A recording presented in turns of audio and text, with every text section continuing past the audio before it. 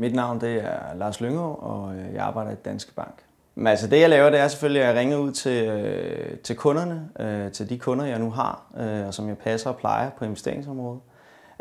Og jeg prøver selvfølgelig bedst muligt at tage udgangspunkt i dem som investorer. Og så selvfølgelig håber jeg da også at tjene en masse penge til dem. Det er jo ligesom også derfor jeg sidder der. Og give dem nogle gode afkast ud for den risiko de nu ønsker at løbe. En typisk dag for mig, det er at jeg møder ind klokken 8:30 om morgenen. Og så har vi sådan en morgenbriefing, hvor vi hører lidt omkring, hvad der er sket på aktiemarkederne, både i Asien og i USA, altså efter vi er gået hjem dagen før, og får lidt en melding om, hvad vi tror, der kommer til at ske i løbet af den arbejdsdag, vi nu skal i gang med. Efter det, jamen, så ringer man typisk ud til nogle kunder og kommer med nogle forretningsforslag og nogle muligheder til dem, som vi mener kan være aktuelle i det marked, vi nu ser for tiden. En investeringsrådgiver i en bank er en, som kun fokuserer på investeringsområdet. Det vil sige, at jeg har ikke noget med hverken bolig, kreditkort, pensioner eller noget i den dur. Og det ved jeg som sagt ikke specielt meget om. Jeg ved selvfølgelig en lille smule om det, men det er ikke det store. Så det er primært, eller det er kun investering. Det, som jeg ser som min force som investeringsrådgiver, det er selvfølgelig, at jeg har en stor interesse for aktiemarkedet, for obligationsmarkedet. Det vil sige, at jeg følger selv meget med, også uden for arbejdstid. En anden ting, som jo er meget, når man taler bank, jamen, det er jo den personlige relation, man har til kunden. Og her er det rigtig, rigtig vigtigt, at man går i godt clinch med ens kunder, og kunderne forstår, hvad man siger, og man forstår også, hvad kunderne siger. Så det er nok også en rigtig, rigtig vigtig del.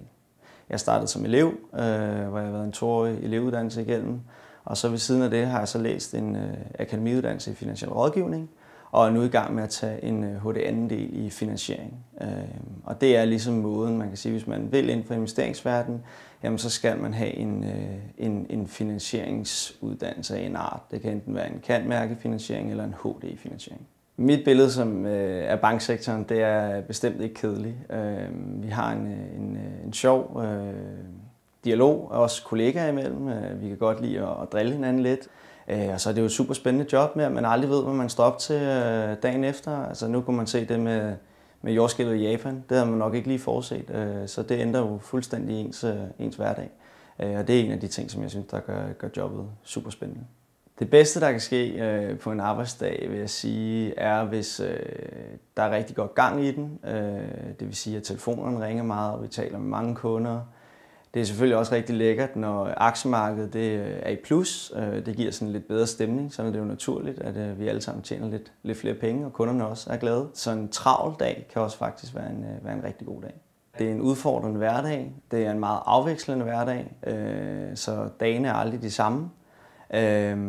Og det er spændende, og samtidig så følger man med i alle nyhederne, så man kan sige, det som jeg i hvert fald synes er lidt sjovt ved jobbet, det er, at man kommer hjem om aftenen, og så tænder man måske for fjernsynet, og så ser man lidt nyheder, og så kan man egentlig godt alle nyhederne, fordi det er nogle, man allerede har fået i løbet af dagen.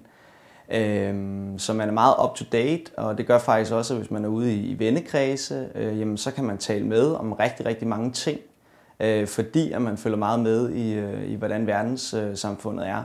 Og det gør faktisk, at man kan tale lige om alt fra mellemøstkrise til finanskrise til forskellige firmaer, som man kender, fordi man har undersøgt dem, om det er en god investering. Så det synes jeg også er en rigtig positiv ting, at man ligesom man har nemt ved at tale med også mange forskellige nye mennesker, man møder.